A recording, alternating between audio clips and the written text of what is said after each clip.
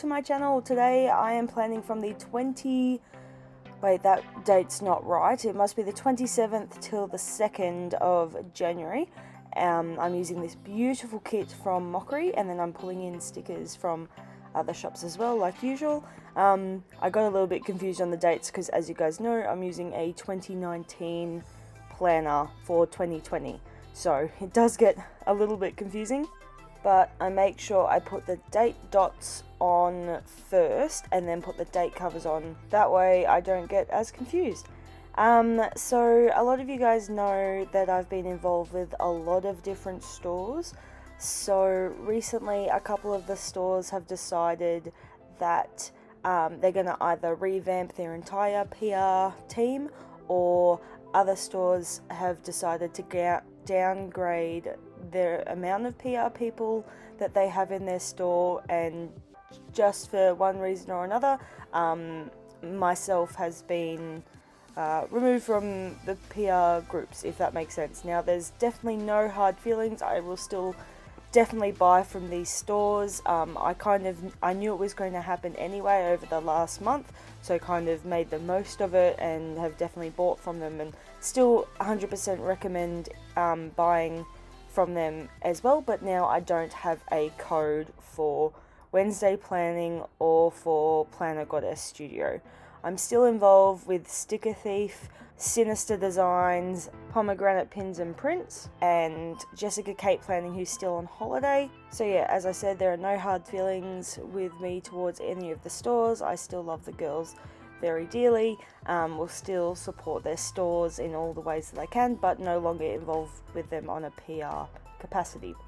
So yeah, I just wanted to let you guys know. I absolutely loved planning with this kit from Mockeri. I love her stuff so much. I think she has really beautiful and more unique stuff, and I do know a lot of her stuff is hand-drawn, making it even better. So if you're fortunate enough to go to the Sydney Planner Market at the end of, or the weekend of the 1st and the 2nd, unfortunately I can't afford it at this stage. If you can go up, make sure you do. Make sure you check out Mockeri. Make sure you also check out all the other stores like Wednesday Planning and stuff as well. But I absolutely love this kit. I think it's amazing. Yeah, I added in 2 plan with me's for this week. I really wanted to do my January monthly plan with me, and also, you know, my forward planning, which I always do. And my habits this week are flossing and exercising. I also really need to track my food on what's it called? MyFitnessPal. I've been really slack, so even though I've started exercising and I've actually lost over a kilo in my first I think it's 1.5 kilos actually, in my first 2 weeks doing the eating well and whatever, I just need to get into the habit of using MyFitnessPal. I don't mind if I go over, I don't mind if I go under, I just need to make it a habit. So that's, I probably should have put that in there as well. So yeah, the fitness stuff, I'm really motivated. I am going to all of the classes. I'm really enjoying it. The community is wonderful, and I've lost weight. So though I don't super duper care about the scales, because I'm going to be building muscle as well, and as we all know, muscle weighs more than fat, whatever. But I do also really want to lose weight as well. I don't know, what do you guys think about when you're trying to slim down or tone up or get fit or whatever? Do you care about the scales? Do you measure yourself regularly? Do you measure yourself once every fortnight? Because I think that's what I'm going to be doing. I think I'm going to just have an occasional look every fortnight, see how I'm tracking along, but really just make sure that I'm eating well, only having really one cheat day, and then exercising as much as I can. I've just woken up from a 2-hour nap, which was phenomenal. So I'm doing the voiceover on Sunday afternoon. I'm quite tired because last night I went to bed really late. Well, late for me, which is about 1:30 in the morning, which isn't overly late for my partner. Anyway, the reason why I was up so late is because my mum and I have decided that we're going to Vietnam and Cambodia this year. and we thought we were going to be doing a tour, you know, like a 10 days in Vietnam and then another little tour in Cambodia and whatever. But because my mum's mid-50s and really likes having an afternoon sleep, and, you know, I probably will need an afternoon sleep every once in a while we're over there as well, we've decided that a tour is probably going to be a little bit too fast-paced, and I want to spend more time in Ha Long Bay, and I want to go to a couple of places that wasn't included in the tour kind of thing. So I spent a good probably 4 or 5 hours really last night researching, watching YouTube videos. Oh, some YouTube videos about travel have been phenomenal. I don't know how like people before the internet would have planned their trips. Like they would have gotten books and they would have gone to, you know, Flight Centre and stuff. So yeah, I've created this kind of rough itinerary of what I want to do, but just for peace of mind, we've decided that we've got the rough itinerary and we might change it here or there, but it's going to be organised by my friend who works at Flight Centre. So just because I want to make sure that I don't stuff up, that, you know, if anything does go wrong, we're going to be covered. Even if it does mean spending a little bit more money, I just want to have that peace of mind. And I think it comes with travel insurance and things like that. So I'll meet up with her a couple of times, and then when Mum comes up a weekend in February, we'll go and see her again and make sure we organise everything.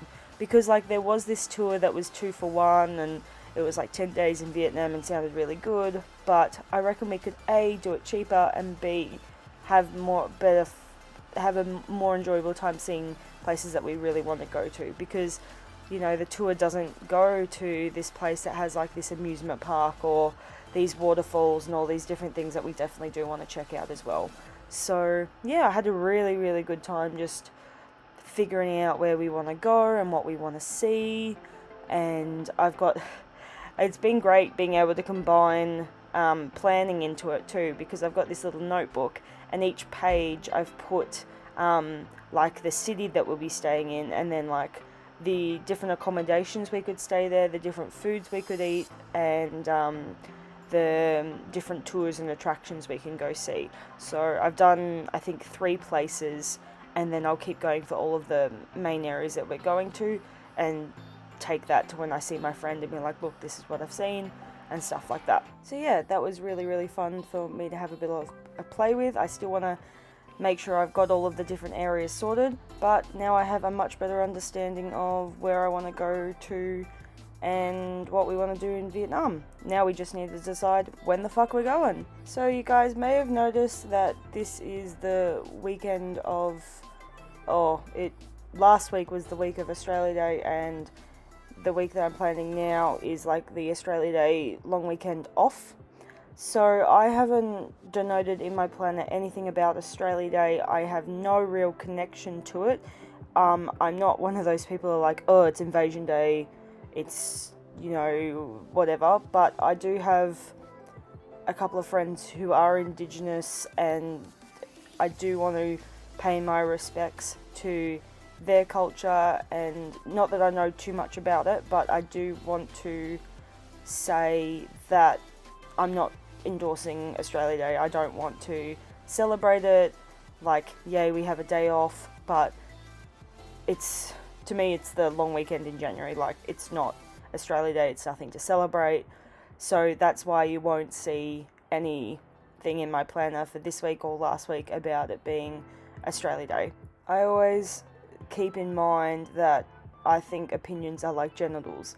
Everyone has them, just don't shove them in my face. So if people ask, or, you know, you're in a good conversation about it, like, yes, debate and discuss and have a back and forth, but I'm not going to try and shove it in people's faces or, you know, that sort of thing. So, yeah, that's kind of the reasoning behind there not being Australia Day things in my planner.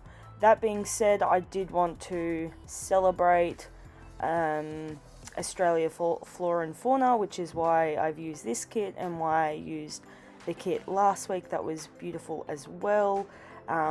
So that's kind of where my brain's at. Yeah. What have you been up to this long weekend? What did we do yesterday? Today we went to the tip. So Australia Day, Dylan and I went to the tip. I put it in for next week, but we actually changed it up and did it today.